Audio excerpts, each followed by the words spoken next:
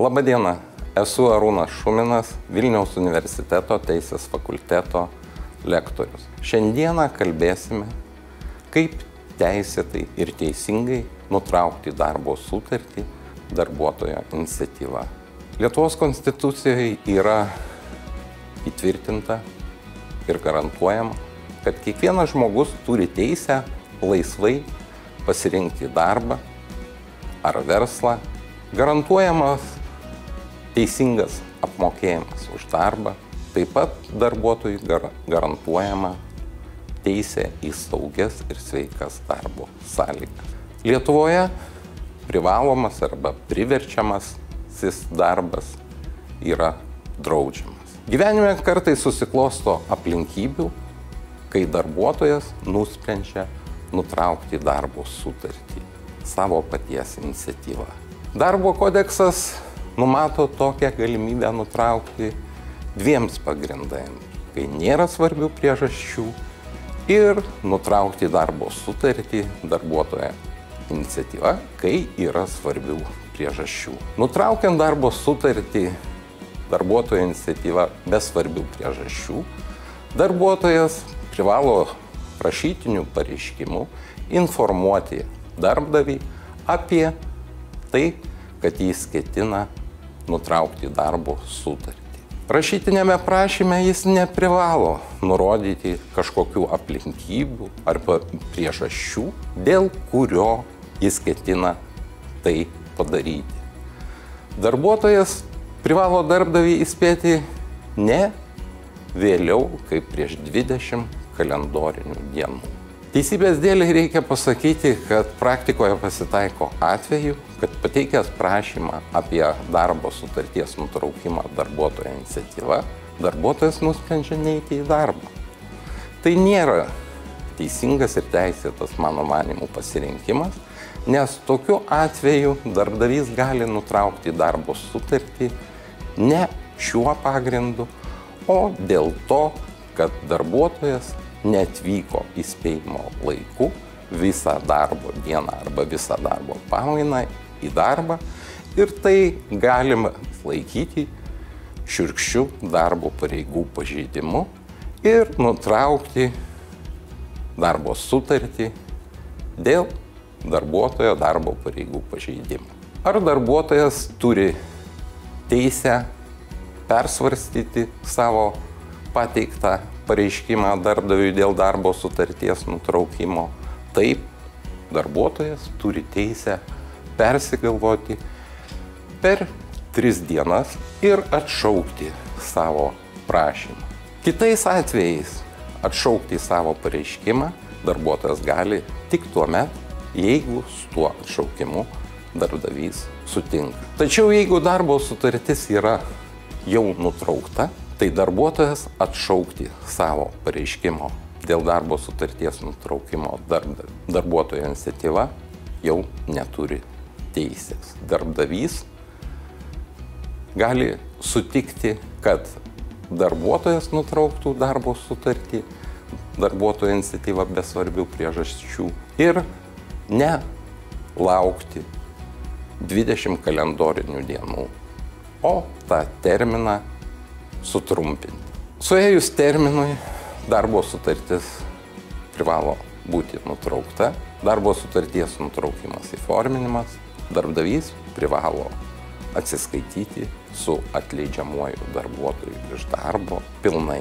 Tame tarpe, jeigu yra susikaupusių kasmetinių atostogų, darbuotojas kasmetinių atostogų teise nepasinaudojo, darbdavys privalo išmokėti kompensaciją už nepanaudotas atostogas.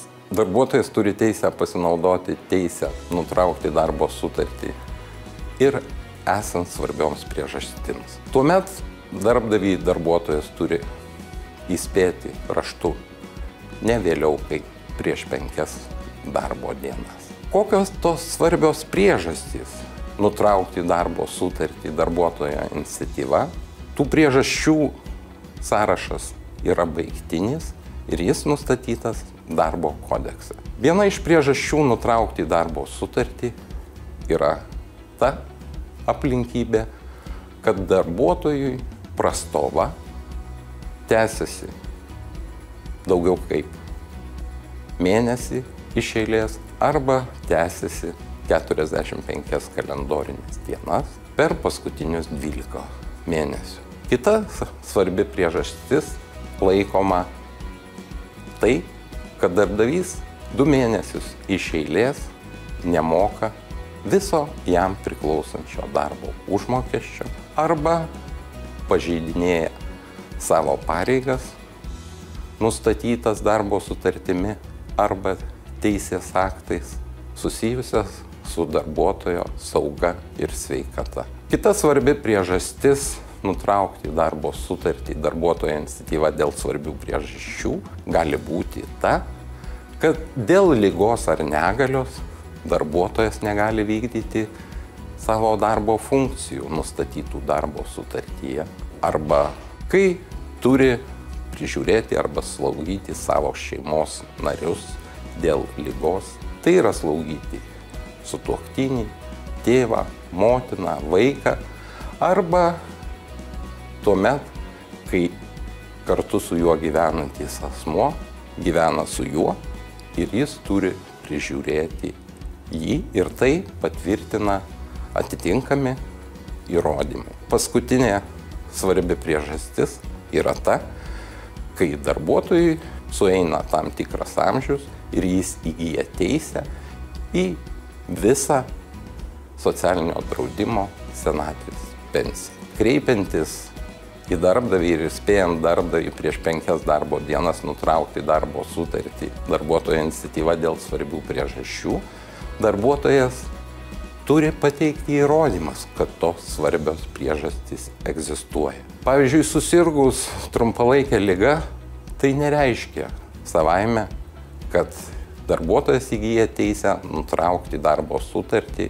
šiuo pagrindu. Tai yra esant svarbioms priežastims. Darbdaviui priklauso iš esmės diskrecija nuspręsti, ar yra svarbios priežastys nutraukti darbo sutartį ar ne. Darbdavys, nutraukiant darbo sutartį darbuotojo iniciatyva dėl svarbių priežasčių, turėtų paskutinę įspėjimo dieną įforminti darbo sutarties nutraukimą ir išmokėti visas darbuotojui priklausančias lėšų sumas susijusias su darbo sutarties nutraukimu. Jeigu darbdavys nusprendžia, kad nėra pagrindo nutraukti darbo sutartį šiuo pagrindu, darbo teisiniai santykiai tęsiasi.